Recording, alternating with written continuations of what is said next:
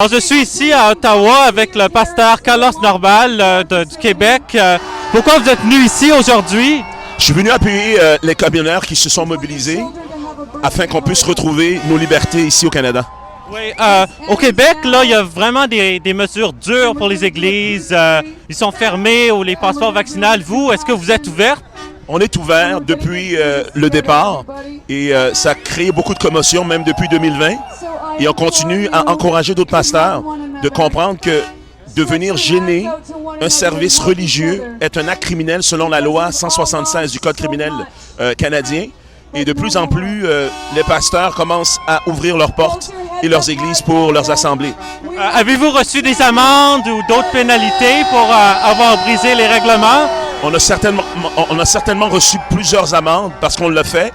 Et nous, c'est une question de conscience. C'est pas une question d'amende. Fait qu'importe les amendes qui viennent, c'est important pour nous d'ouvrir les portes pour que la communauté puisse avoir le support spirituel, moral et émotionnel qu'ils ont besoin. Il y a beaucoup d'églises qui sont peut-être pas d'accord avec le passeport vaccinal, mais ils se sentent obligés de le demander parce qu'ils croient à suivre la loi.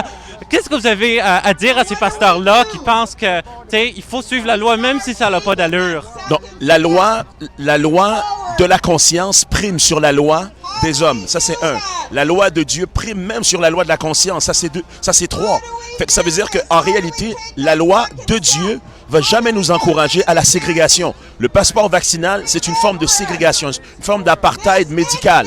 Et aucun pasteur avec une conscience claire ne devrait adhérer à ça. Seuls les pasteurs qui ont peur de perdre leurs privilèges par rapport au passeport vaccinal vont accepter ce genre de plan pour séparer et diviser la population par rapport aux vaccinés et non vaccinés dans leurs assemblées.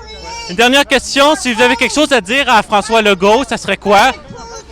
Je demande à François Legault de nous prouver encore une fois la validité des mesures, de nous démontrer l'information qui prouve que le passeport vaccinal fonctionne pour courber la courbe en termes des infections, qu'il puisse nous prouver aussi que le confinement a agi positivement pour combattre le virus, qu'il puisse nous prouver que la distanciation sociale a agi efficacement et scientifiquement parlant. Jusqu'à présent, on pose des questions, on attend encore des réponses, les réponses ne viennent pas.